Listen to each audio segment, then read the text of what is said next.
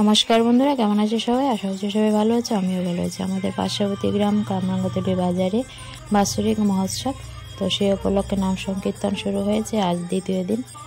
তাহলে বন্ধুরা আমার সঙ্গে তোমরা সমুদ্র নাম সংকীর্তন একটুখানি শুনে নাও, আশা করছি ভালো লাগবে। আর কেমন লাগলো শুনে অবশ্যই জানিও।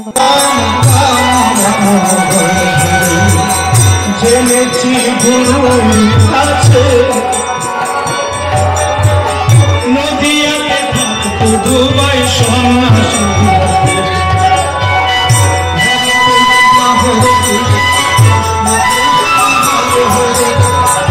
হরে রাম হরে রাম